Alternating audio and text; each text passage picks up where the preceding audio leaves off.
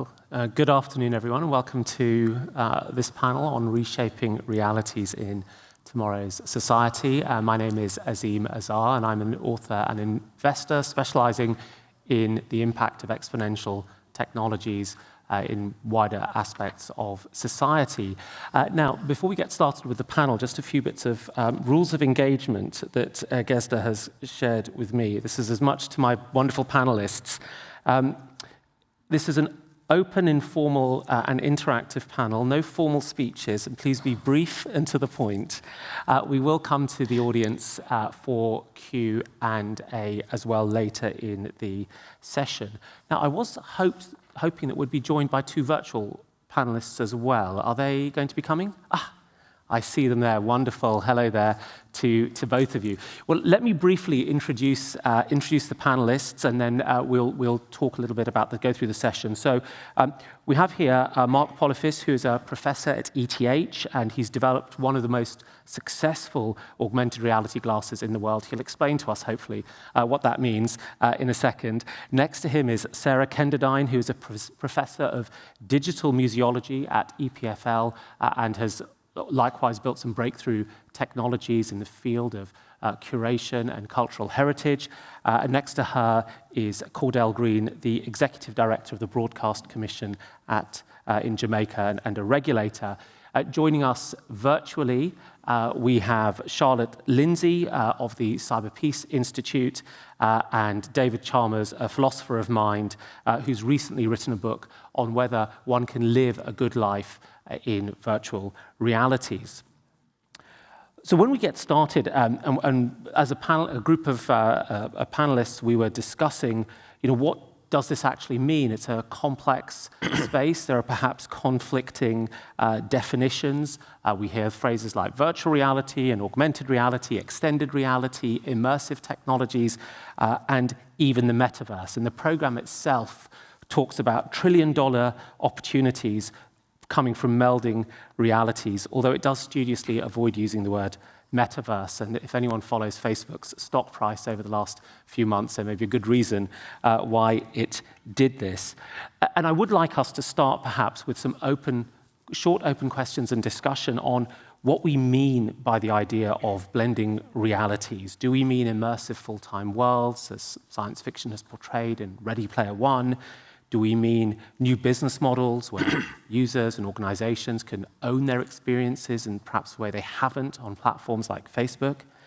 Do we mean a set of useful technologies that enter the workplace, a series of components rather than a totality? Where are we with that, and where might we go? And I think once we've understood some of those points, we'll have points of agreement and points of disagreement, I'm sure, amongst our expert panelists. We can then start to dig into some of the questions, the anticipatory questions as well. So perhaps, Mark, as you're, in a sense, the builder of some elements of these technologies, help us understand what blending reality could mean. Yes, so essentially with a device like this one, and I have to say I'm not only at ETH, but I'm also at Microsoft, and it's in that role that I've helped build this device. So this is the HoloLens. It's a device that essentially, and all these devices in this space, what they do is really, when I'm looking now, I just see the world as it is.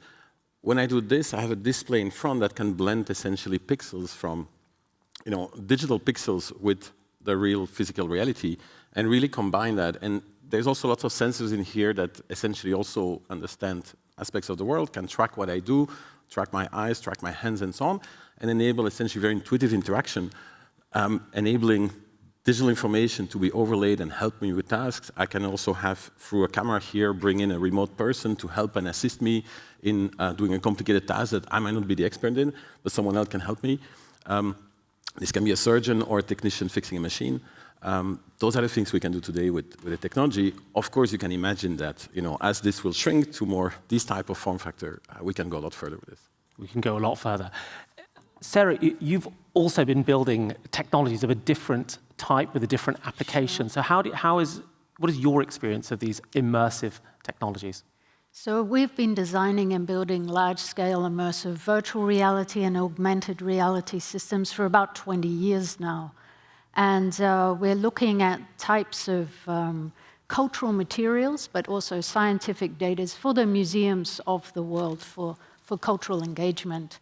We've designed 12 large-scale systems at EPFL at the moment. They're panoramic, hemispheric, augmented, panoptic, and they offer us strategies for multi-sensory engagement and give us powerful ways to reformulate narrative in a digital context. To give you an idea of one of these machines, so a small 360-degree panorama, it's comprised of 56 projectors, a 29-computer cluster, it's 120 million pixels in 3D, so at the edge of human visual acuity and designed to solve visualization problems for complexity and big data in the humanities and the sciences. And in the lab, I run a framework called computational museology, which really connects the augmented intelligence or AI-type technologies to data curation, ontology to visualization, and then communities of publics and practitioners to immersive visualization. So it's a whole spectrum of both technologies and back-end systems. Very helpful. And as we note, slightly different applications. David, I wanted to come to you, if I may, because in your book, you historicize this idea of virtual realities from things that are much more simple than the sophistication that Sarah, for example, has just described, through to where you imagine we might get through over time. Could you help us understand that trajectory in the way in which we might then frame what the evolution of blended or virtual realities might be? Oh, we've got you on mute. No? We've got you now. Is on. Yeah, you're on. Okay, fantastic. The idea of virtual reality has actually got antecedents through millennia of philosophy. You know, in ancient Greece, Plato said, could we be creatures living in a cave, shackled to the cave wall, merely seeing shadows of reality on the screen? René Descartes said, could we be dreaming now? Could a evil genius be feeding us images of reality? Well, now virtual reality technology is doing just that. We've seen the same idea, of course, in movies like The Matrix and Ready Player One, but this philosophy and this science fiction is now becoming reality. And the key, I think, is, I would define virtual reality as a immersive, interactive, digital world. And the key thing is digital. We already live in an immersive and interactive world, one that we call physical reality. But now there's the possibility of living in an immersive world, one that surrounds us, an interactive world, one that we interact with, that is largely digital. In the case of a virtual reality, the world that we interact with is fully digital. It's computer generated.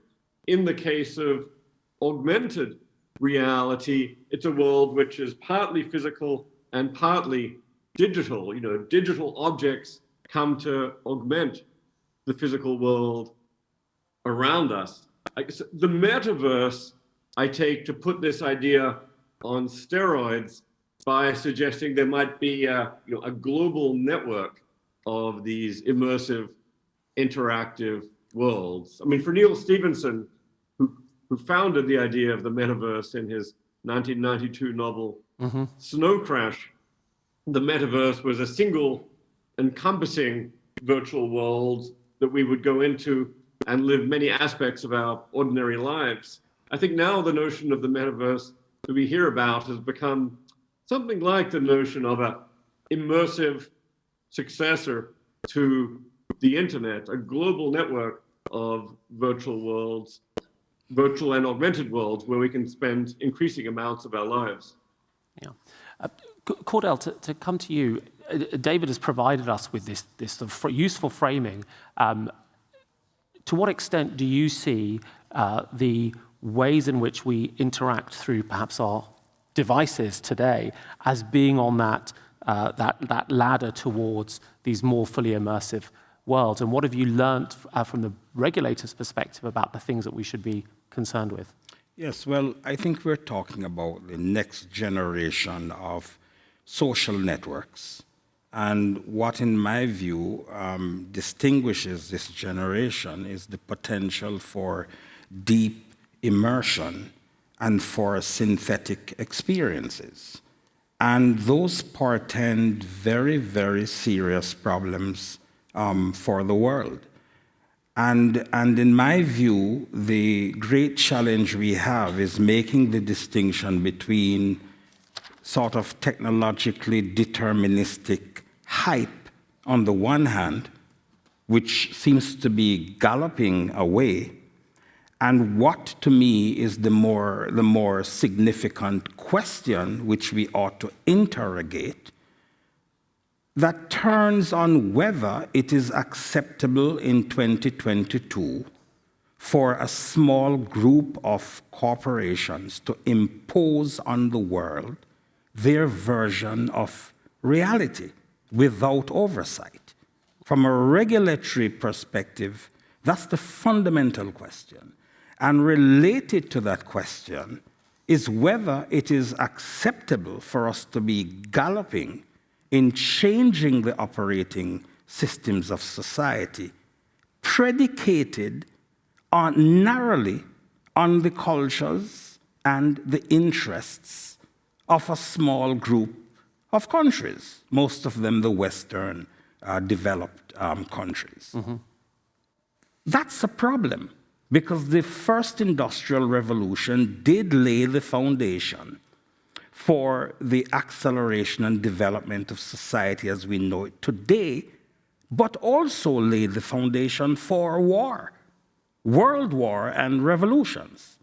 And I believe we are really flirting with repeating that experience if we allow the operating systems of society to be changed without including people in that discourse. Mm-hmm. Because after all, as I said, there's a bit of technologically deterministic characterization of what is going on. There are people who have a very different worldview, who do not believe it is in the interest of humans to deepen synthetic experiences and devalue real and natural experiences. Mm-hmm. I'm not saying they are right.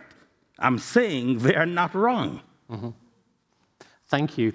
We're going to come to so many of those points in a bit, but I did want to bring Charlotte in, if I can. And one of the things that we deal with in traditional reality, shall we call it, is a sort of a sense of certainty. Do you mind if I poke you, Mark?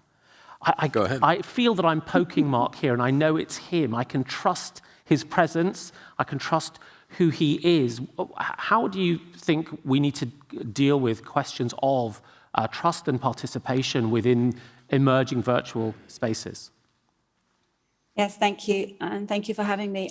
I think trust is a really, really critical aspect. And I think trust is changing as the sense of digital and virtual is changing. And I think that that is really important, that we understand what are the implicators and the drivers of trust for people, particularly when we're looking at this notion of blending sort of digital and immersive realities, because we're moving also from one tech era to another tech era without fully understanding the implications and the challenges of the current tech era.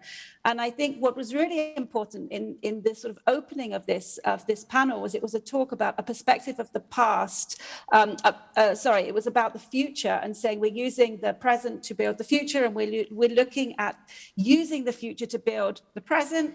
And I think that is something that we really, really have to fully understand, because the precedent of the past is very, very important, because we need to be able to learn from some of the challenges, some of the experiences that we've had in the past. And I think that is absolutely critical, that we use that precedent and we use the past to also inform the future, and we don't negate that.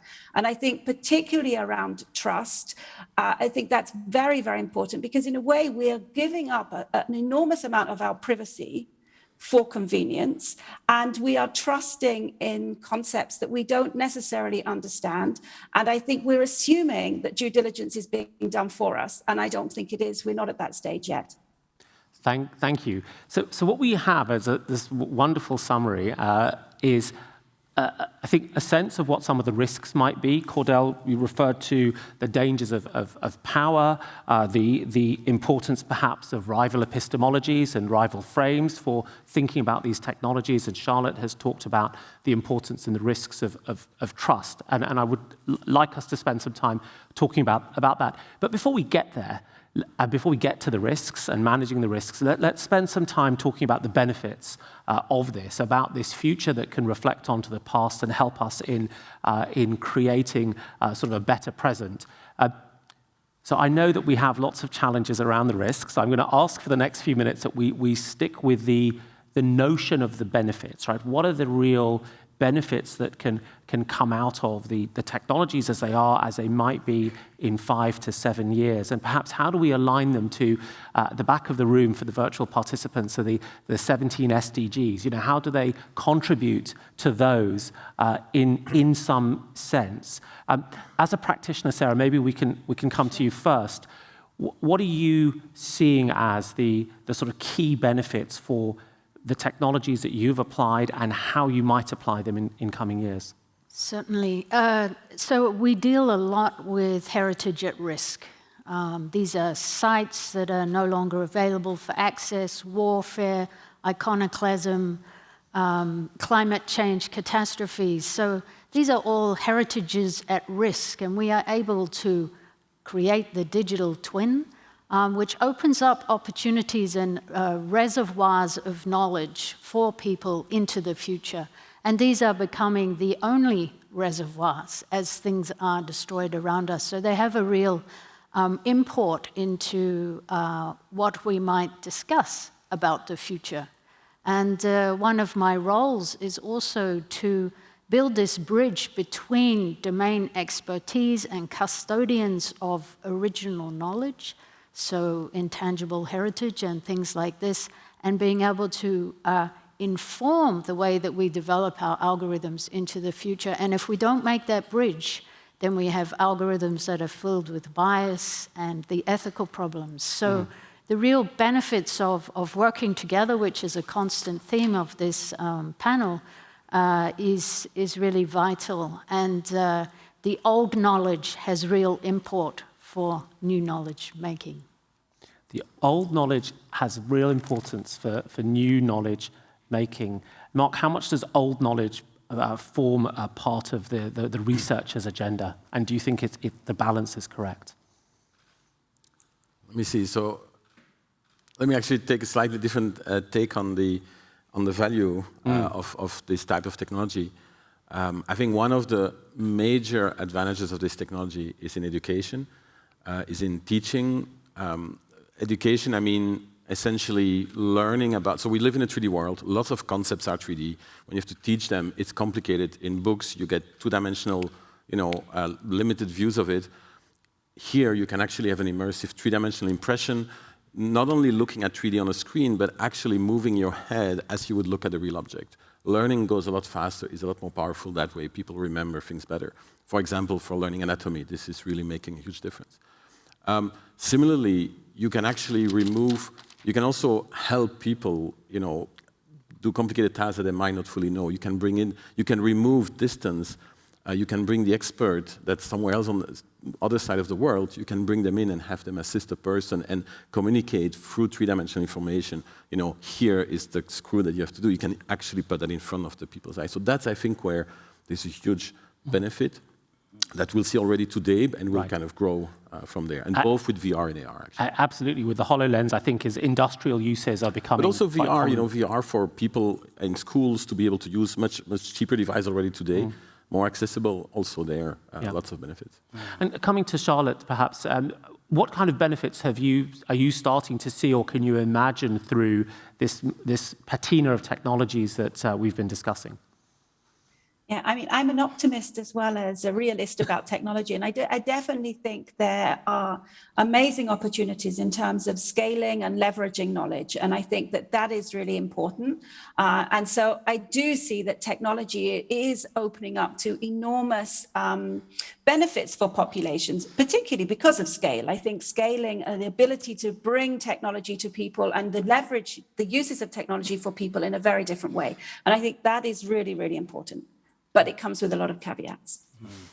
And as a regulator, Cordell, half of your job is well, a large part of your job, I guess, is balancing that knife edge between the benefits and the harm. So just thinking about the benefits now and looking at what may have emerged as problems with the first wave of digital technologies, what can you see being delivered through virtual and blended technologies that will benefit the wider community?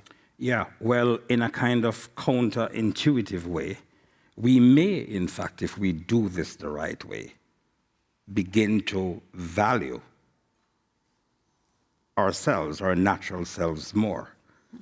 In a sense, if we appreciate that we're talking about our virtual persons, we see a huge opportunity to begin to address some divides. If we take a simple example, someone who is disabled, and in the real world, many of us discriminate against those people, wittingly or unwittingly, can get liberated through their virtual bodies and virtual persona.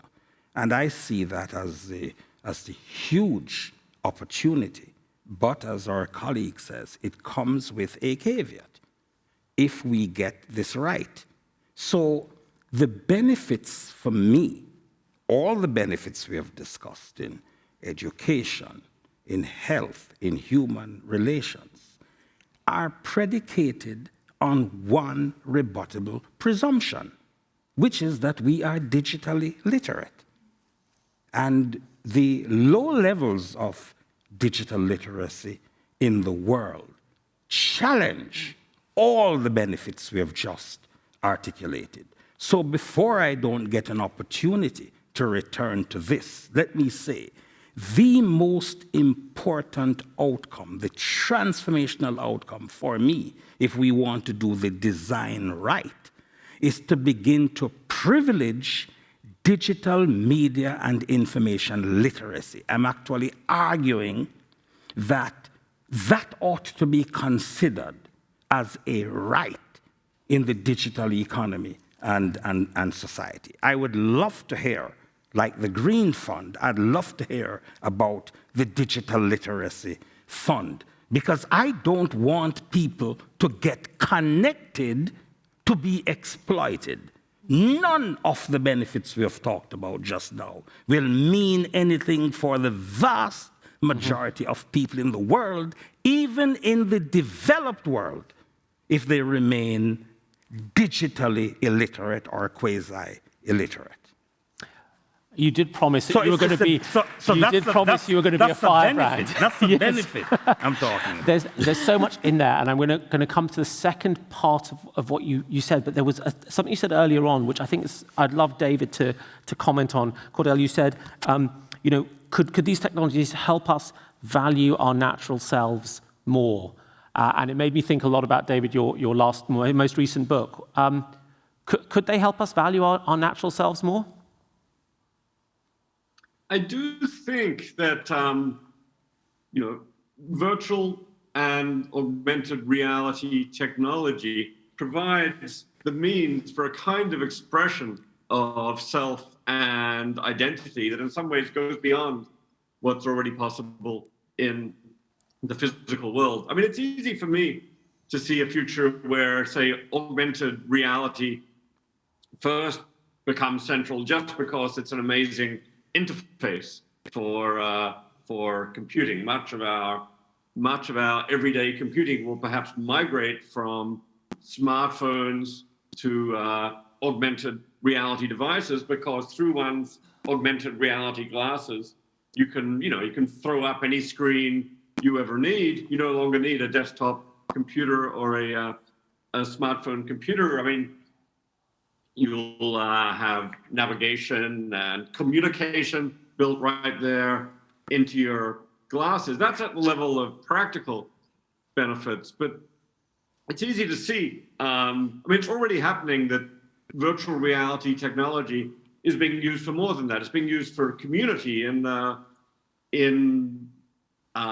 platforms such as, say, VR chat. People get to adopt an avatar and make friends, meet new people, and build communities. And one thing you find is that, you know, people's avatars are actually, I mean, we find in the physical world that, say, clothing is a form of expression.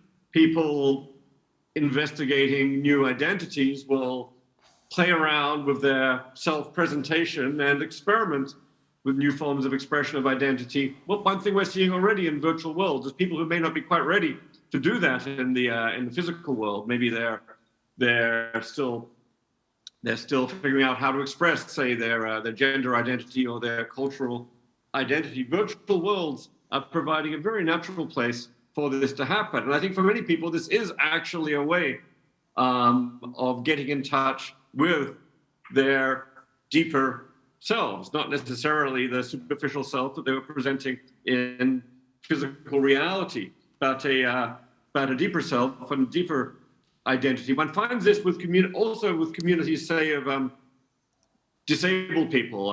There was this wonderful documentary recently we met in virtual reality that depicts a deaf community coming together inside a VR chat world with new possibilities of expression and community there. So especially for people who have limited access to the physical world, I think often the virtual worlds and digital worlds provide new possibilities for accessibility and for expression of identity.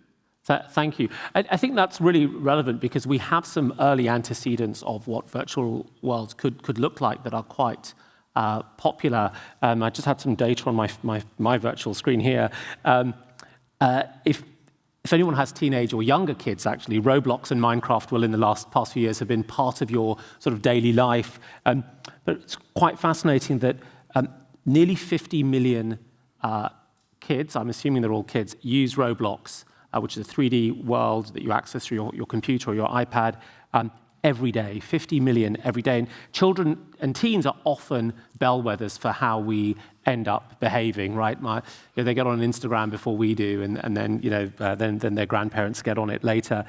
In Minecraft, which has a smaller user base, 3 to 4 million users a day still, the average user spends 100 minutes a day in that system, expressing themselves, building things, actually doing digital labor in that space. And probably outside of school, I don't know many 9 or 10-year-olds who are doing 100 minutes of homework a day.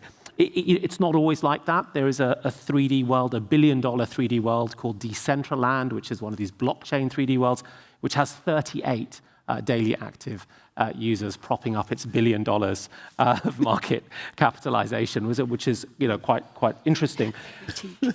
So there are things that are already going on where people are expressing, contributing, and building. And I'm just curious about what lessons we can draw from that. And I should say to the panel, please don't wait for me to draw on you, and do interrupt by all means. But who would like to take this question about what we can learn from what we've already seen? And if you're virtual, just pop your hand up. Well, I just wanted to say something about Roblox, which is excellent. But remember, I believe the BBC has done an expose, again, about people who are creating these platforms without oversight. There are children in there being exposed to the most extreme form of pornographic engagements. Now the people who constructed this, I'm sure, did not intend to do that. But they are not necessarily thinking about the consequences of what it is that they create. Part of the transformation we need, because again we're talking about changing the operating systems of societies, at the design stage we need to have inclusion. I'm not talking about the underrepresented and so on. I'm talking about the social scientists helping to inform some of the scientific undertakings that we have embarked on. So I'm all for kids expressing themselves, being creative. We need to remember, too, that there are people who specialize in the development of children who have some views about limitations and time for their exposure to these platforms. Charlotte has popped her hand up very patiently, so I'll pop over to you as well. Yeah, I mean, as a mother of teenage boys, I would say that, I have no issue with online gaming, but I think what is really important is about preserving what's humanly important. And I think that is, for me, something that maybe is being neglected in terms of the developments of some of these games. And this perception that we have is sort of that more and more our offline identity and our online identity are becoming an online identity without that offline. And, I've spent a lot of my career working in situations of conflict and violence. And I think that has definitely informed where I come from. But I think that human dignity, how we want to live, this is also, it needs to be informed by a sort of strong climate of public opinion, avoiding dehumanizing the other. And I think that is a risk, particularly. And I think that it needs to be about human responses. We need to avoid remoteness. And I think there were a lot of promises in this current digital era that this would build connected communities, it would build connectedness, and it hasn't necessarily done that. And I think we do need to learn from that, because we need to know what to guard against in the development of these technologies. And I think we recognize that they have failed in many areas. Are we learning from those failures to inform the way that becomes part of the design of some of these technologies? That's a great question. Are we learning from the failures of the past, Sarah? I would say in the museum world, it's very interesting, because there was, as soon as apps were out there and head-mounted displays were around, there was this rush by museums to create experiences for individuals. But a museum is a place of socialization, and that's at the core of what we should be building, our interfaces that harness and cultivate those social human-to-human interactions as well as human-to-machine. And we can see how powerful that is. And in the systems we're developing, it's very much about the combination of both, that you have both strangers working with each other in a virtual space, but they are physically present, and they exchange and they learn between each other. And the failure of apps and head-mounted display in museum is, I think, primarily a social failure, because it doesn't enhance the value of coming to the museum in the first place. But there's something else with the work that you do, which is that the constitution, the mission of the activity is quite well defined, and the governance is quite well defined, whereas with something like Minecraft or Roblox, the constitution is really just to get as many people as you can to use it for as long as you can. And so there is something in the design of the organizational design that gets you to a different end state. End point. One of the projects we're working on is future cinema systems, which is large-scale distributed. What does the expanded cinematic look like? What does the future of the cinematic experience, which is non-linear, social, emergent narrative, and so on? So these are massive convergence of these different types of game technologies, virtual online worlds, et cetera, but in situated environments, right? So it's another take on that. Mark, pardon me. So essentially, when we look at these communities like Roblox and Minecraft and so on, I think there are challenges that people developing this discover. I think there is a difference with some of the other technologies we've seen, like with Facebook kind of dividing up society in many ways by having echo chambers with like-minded people isolating themselves from other and creating all these micro communities that can be manipulated and set up against each other. I think the advantage of these Minecraft and Roblox and communities like that is it's actually about creating a community. Those communities, the problems that were mentioned, there is a self-interest of those the people building that technology to solve those problems as quickly as they can. There are significant investment in trying to resolve any of those problems, to actually monitor what's going on and to try to resolve them. That's not saying that everything is going to be perfect because of that. But there is a self-interest in preserving those communities to not have the parents actually take their kids out because it's a terrible place to be, and so on. So I think there is at least a little bit of hope that those communities actually can self-stabilize, that they will actually work in the right way. It's a really interesting point, and it suggests that there's something that needs to be done to do it differently. So let me pick up on what you said to something David said earlier. So David said that the beauty of virtual realities is that it might allow people to express themselves in ways that are risky for them to express in physical reality, and they can experiment with identity and affiliation in some relative comparative safety. So that says there's a flourishing of diversity that could be enabled in virtual realities, whether it's these modern ones or the internet as a whole. And then you made the point that, in fact, in the most significant digital platform by number, which is Facebook, that diversity has not flourished in a generative way. It's actually flourished in a very atomized and isolated way that has been quite unhelpful. So is that risk one that is always present, or is it about sort of either governance design or incentive or proactive regulation to get the sort of benefits that David talks about without the costs that you identified in our present-day platforms? I don't know whether Charlotte or Cordell wants to say something about that, perhaps. Well, it's all. It's both. It's a combination. We have to dispel what I consider to be an absurdity, which is that we have to continue with a pacing problem when it comes to regulation. Regulation destroys innovation. It is when regulation is not innovative that we have the risk of destroying innovation. We need regulatory innovation as well. Regulators must sandbox, and our notion of regulation needs to change. It's also more about partnership and engagement. But for me, the deep question is not about the future. It's about what's happening now. There's a dearth of information about the brain and neurological impact of some of what we're talking about, especially the impact on children, who already have a very difficult time distinguishing reality and fiction. Yet we're talking about they are in these spaces. And there are people who know about how children ought to be socialized, who have said, below a certain age, below 2, you should really have 0 screen time. That's ridiculous for the average parent. It's like, how much more screen time can I get without, the authorities coming in to say I'm a bad parent? That's part of the digital literacy question that I am raising.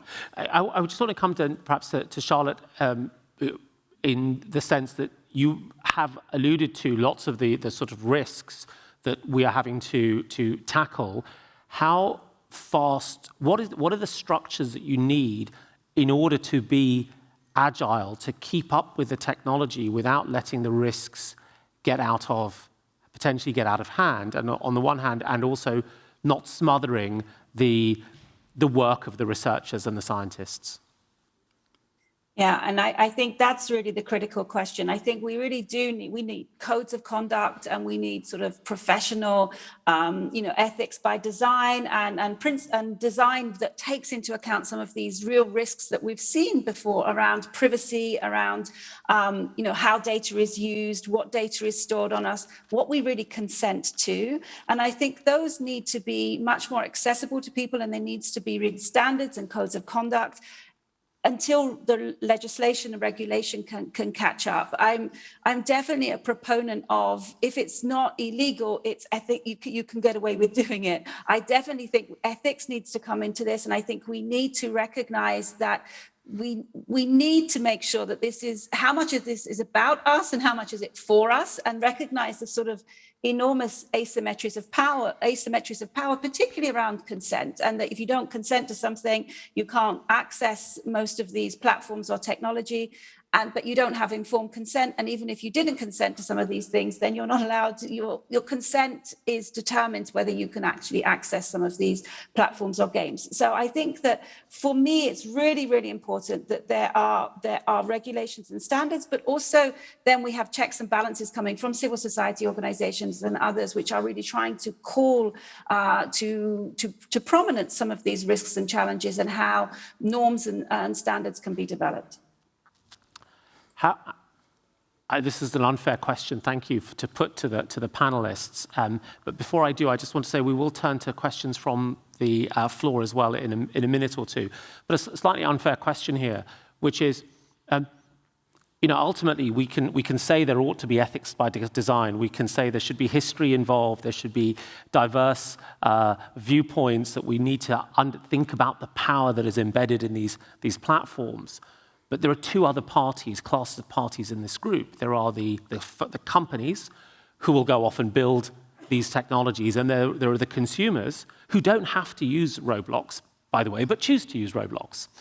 And so in some sense, we are a little bit like the courtiers of the famous Danish king telling him the tide is not going to come in, because the companies will still go off and do what they do, and consumers will make the choices that they make. And we've seen this play out now over 2 or 3 cycles of digital technology. What are the things that can actually be done to raise that game, the delivery of more human-centric technologies, where we're not running behind the risks, but we're perhaps in front of them? Anyone feel brave enough to take that one on? David, go on. Thank you. Yeah, I mean, Roblox and Minecraft are interesting because in some ways they are, if we have a metaverse right now, it exists in these video game communities, which are the places where people are coming together in virtual worlds. But they're also atypical in some ways because they are game worlds. They're essentially sort of diversions. Entertainment. They're not really places where people live their full lives. And I think as we move towards meaningful virtual reality and meaningful virtual communities, I think we need to move beyond the video game as the paradigm. In the past, there have been virtual worlds like, say, Second Life, which exist which were not accessed using immersive technology, but just on an ordinary desktop, but nonetheless provided communities which people would enter into not to play a game, but to build communities, to build relationships, to work, to play. And this is, I think, the kind of virtual world that ultimately will be more continuous with the lives we live in physical reality, which has the opportunity of being a genuinely meaningful life. Because the meaning in our life ultimately doesn't come from playing games; it comes from community, from relationships, and so on. But that means I think that we need to move towards virtual worlds that play this role. And there is an issue to the extent that these virtual worlds are controlled by corporations. There's always the question, who builds the virtual world? Who controls the virtual world? And right now, it's all corporations, which is maybe okay when it's a video game world. But insofar as it's the world in which we are all living very meaningful aspects of our lives, there's a question: is it actually okay for our ordinary lives to be controlled by a corporation? We're inevitably manipulated in the way we are on social media. We're inevitably going to be fragmented. So I think it's a very important question going forward, whether it's actually acceptable for us to have a situation where these virtual worlds are fully controlled by corporations. Yeah. Except that governments are complicit in a lot of what's going on. We tend to talk about innovation, and when we say innovation, we jump to corporations, GAFTA and so on. The fact is, governments are very much influencing this process. If you take as an illustration the government of the United States of America, that government makes vast investments in research. A lot of what we're talking about, the foundations were laid by government institutions developing, let us say, the embryonic aspects of much of the technology. So there is a role for governments to play that's very distinct from corporations. Intensity ratings, for example. If we're here talking about immersion, so that in a sense people get lost in a very different space and time, I am not so sure that it is the corporation that needs to think about that first. They need to think about it, but quite separately, governments have a role to play in that regard. I am very shocked that we are so far in the process based on everything we have learned from radio, television, books, and movies. And we are not concomitantly, as the technology is being developed, we're not talking about the intensity ratings that ought to accompany some of these very significant and welcomed innovations.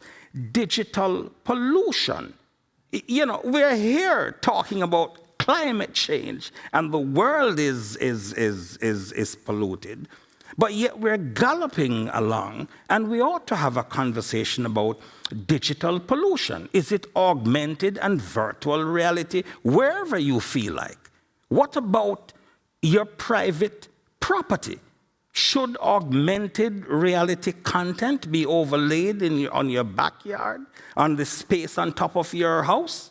Should you be entitled to commercialize that if you wish, or take a decision on it? Or are we yielding these things to corporations? I mean, I'm just surprised at how much we're not talking reality when the world is being changed. We're not talking about the future. We're talking about what is happening now.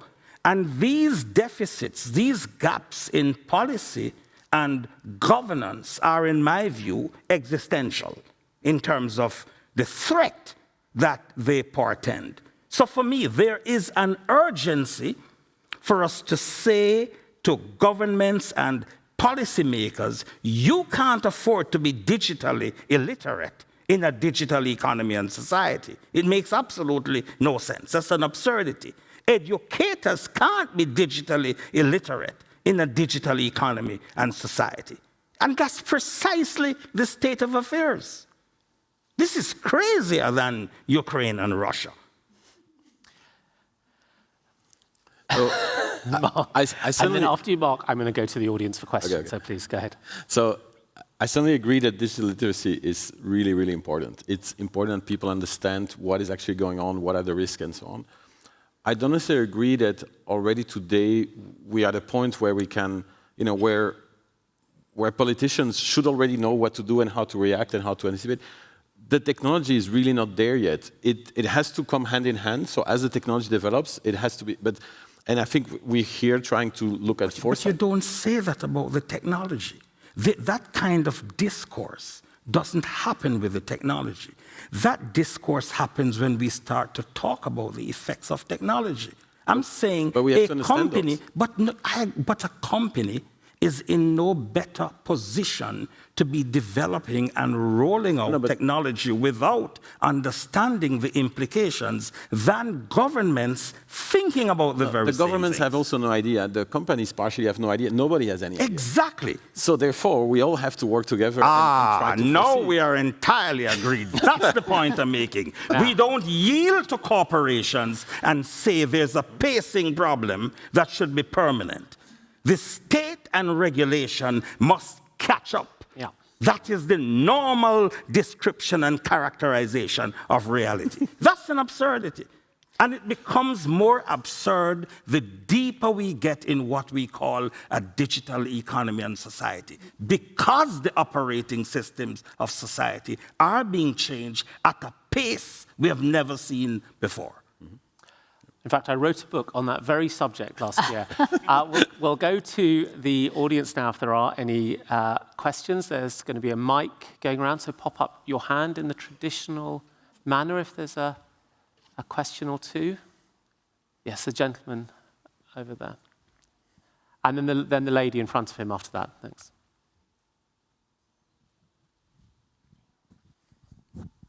Good morning. I'm François Rivasso, and I'm working inter alia with WHO. Don't you think the first element of this literacy, digital literacy, should be to warn people about the health consequences of what is going on?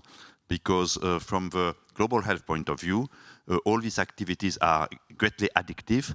Addiction, you can measure that through production of dopamine and so on. And all addictive activities in the view of global health should be restricted, like tobacco, like alcohol, etc. And we know we have recipes for that. Don't you think this should be the first step to better digital literacy? Thank you. So just to summarize the question, shouldn't, given the health risks, particularly the addiction risks that emerge from increasingly rich digital technologies, shouldn't those be the first things that should be drawn up and perhaps regulated? I think we've seen in some countries, China, for example, there have been quite strict rules on digital gaming. Who would like to sort of venture into that? Maybe one of our virtual panelists, Charlotte or David. If not, we'll come to real world. No? Okay, so maybe someone here wanted to... Oh, Charlotte, go ahead, yeah. Yeah, I mean, I don't disagree. I think that it is very important that we understand all the risks and challenges and look at those, whether they are to our health or to our, whether it be physical or mental, psychological health. And I think that really is something we need to have learnt from the past. And I don't think we're sufficiently taking that into account. Yeah. Thank you. There's a lady... just in front, and then there's a gentleman behind, and then a gentleman at the front here. So thank you very much. Anne-Marie Bizatu from ICT for Peace Foundation. My question goes to the governance and the issues that you've raised. Our governments today are not organized to really effectively govern these types of challenges.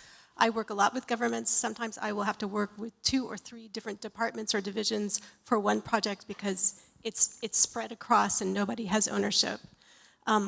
How are we going to reorganize government, which is also based on a notion of the government having effective control over everything, when in many cases now the effective control is governed by companies.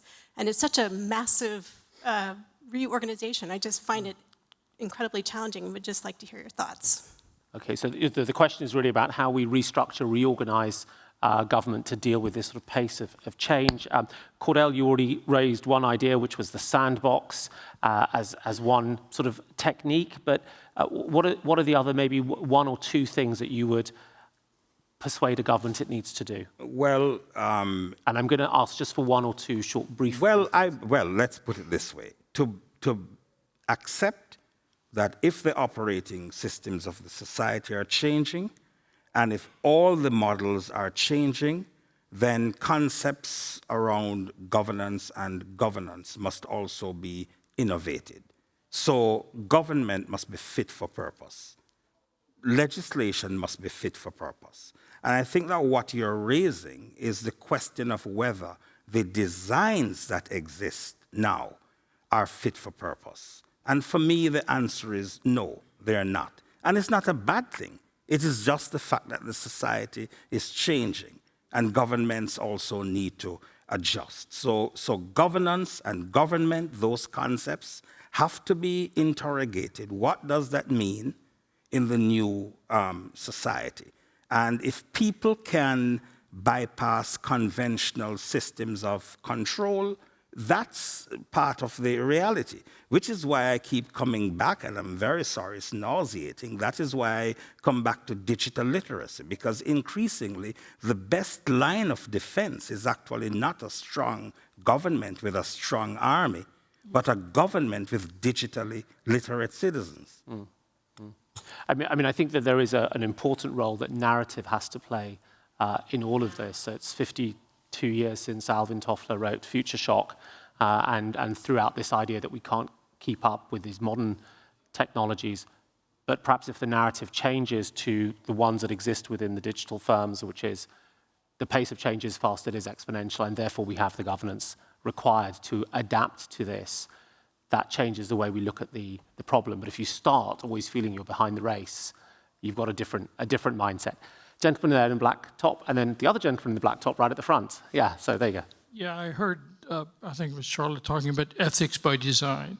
Isn't that too low a standard, considering that the technology we're talking now are extremely disruptive, that they're creating by neuroscientists, applications, simple applications are creating by neuroscientists, and we are actually manipulating our minds and brains.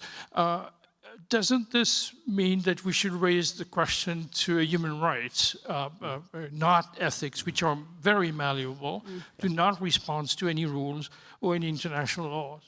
Could you just clarify what you mean by the neuroscientists who are designing the technologies? Fundamentally, what the technology we're talking about here, which addict us to the screens, are created in the sense of manipulating us and messing with our brains fundamentally.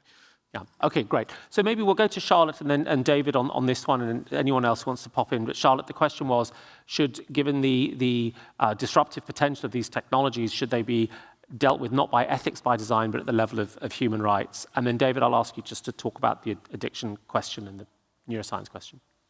Yeah, thank you. And my point was just to clarify that a lot of things are being done because they're not illegal, and therefore there's no law or regulation, so that they're being developed. And what I'm saying there is I think ethics has to be a major consideration, as does human rights. I absolutely agree with you. There is a lot of human rights. There's a lot of norms, standards, and laws which are there. And I think what is really important is to not think that, these technologies can be developed without any constraint, and they shouldn't be free from law, regulation, from human rights, ethics in the design. And I think because all of these, that would be unthinkable outside the digital realm. So it should be unthinkable in the digital realm. Right. Thank you, Charlotte. David, just to this question about technologies that sort of are tinkering with the neuroscience of the mind, how should we look at that question? Yeah, I think there's a real question of manipulation here. I mean, it's one thing to manipulate the brain, which is beginning to happen, but there's another phenomenon which is really becoming quite central with increasingly digital environments, and especially with, it's going to get worse with augmented reality, which is that basically what happened in the brain now starts to take place in our devices, in our computers, in the cloud. In philosophy, we sometimes call this the extended mind. Basically, the world around us, the digital world, becomes a kind of exocortex in which our memories. We used to use our brain to remember phone numbers. Now everyone remembers phone numbers in their smartphone. We used to do navigation with our brain. Now it's offloaded, say, to mapping technology. Increasingly, much of our brains becomes present in the digital world, which has many good effects. I mean, I think it enables all kinds of it enables us to stop and use our brains for the things that matter. But it does also carry many dangers, and I worry especially about the dangers of the again, the question is who is controlling this technology, and insofar as, say, Apple or Google is controlling this technology that runs my memories, that runs that controls where I navigate to, that assists in my planning, then are Apple or Google essentially controlling a part of my mind. And going forward into the world of augmented reality, where so much of our computing is going to be offloaded into these immersive digital worlds around us. I mean, I don't know if it's I haven't thought about this in the context of human rights, but I do think autonomy is awfully important for us as human beings. I mean, we're already manipulated a lot by advertising and so on, but free will has to be at the heart of this. So if you wanted to say there's a human right to free will, then I'd be on board with that. Thank you, David. Thomas, we started late, so we've got a few more minutes, right? Yeah, that's fair. Good. There's a lady over there with a question, and then a gentleman up at the front. Yeah.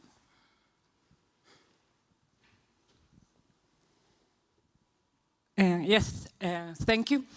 I was thinking, like, companies are not these abstract entities, but are actually also scientists working and programming and creating this augmented reality.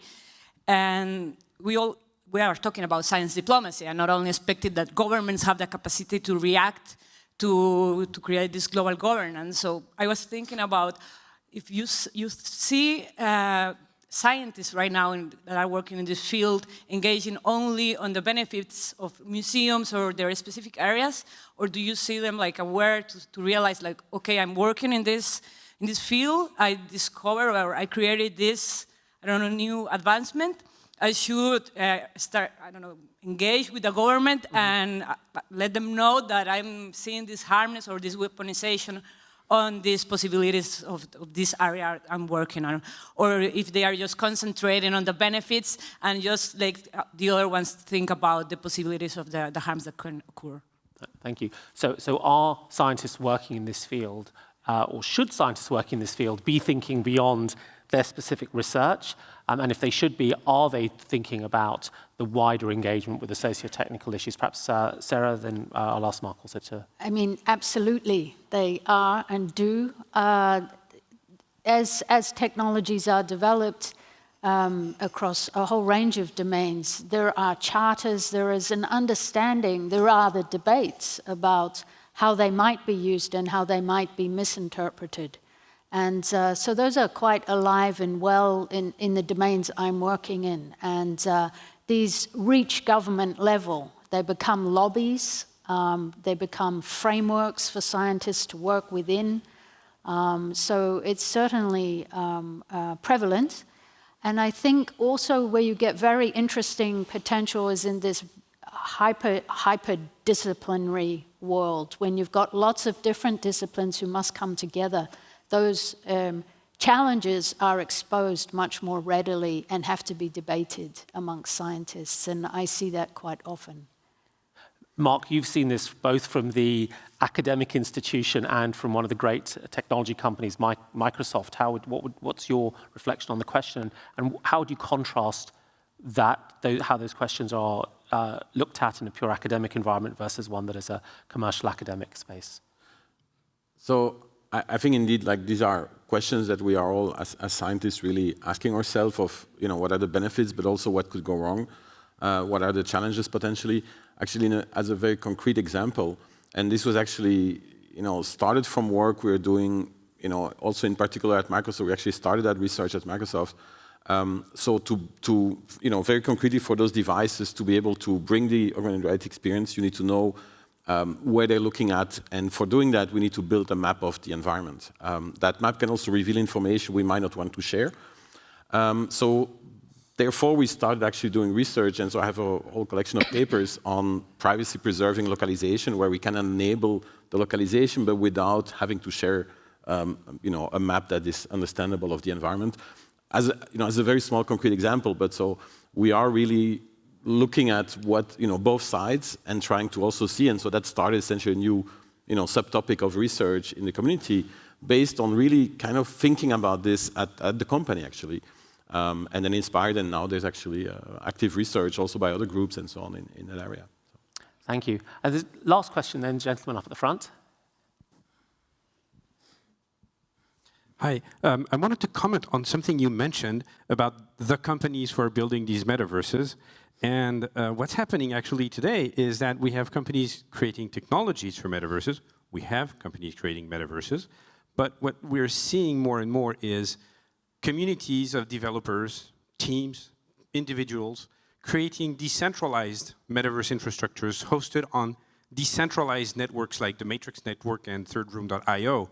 And when you reach that world, what happens is that, how do you handle the legal aspects of these non-identifiable nebulas of things, right? People can step from one room to another. They don't know who's running the room, if it's run by a person or if it's just some server somewhere in a country where the regulations don't apply. So there's going to be a need for exploring this model and the implications that probably won't be legal, but more like philosophical, ethical, etc., that need to be tackled. Yeah, I'll take that one. Okay. I mean, thank you for that intervention. I mean, I think it is important to note that there's a lot of efforts in the crypto community and the open source community to develop these decentralized systems. As I mentioned, Decentraland, which is one of the leaders, has 38 daily active users. So they haven't yet got what we would consider product market fit. That is a product that anyone wants to use. They might. That's no reason to say they won't. So it's quite early days, and definitely something to keep an eye on. My sense, though, is that when the rubber of the power of the state meets the road of the ambition of the ideologue, the ability for the state to say we're simply going to regulate this as they have with the internet and with cryptocurrency still remains, which is why it becomes important to have states that understand what on earth they're doing in this discussion.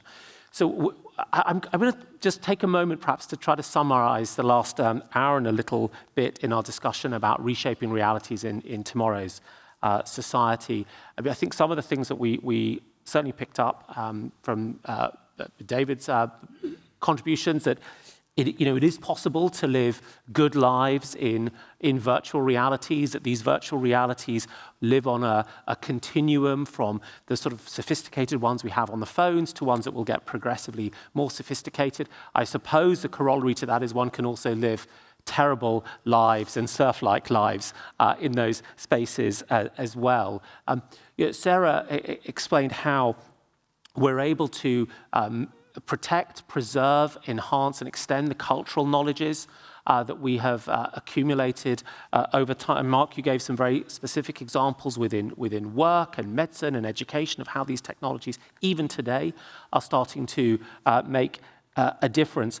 But a number of key questions came up around risks, around questions of power that Cordell brought up time and again. Who is going to build these?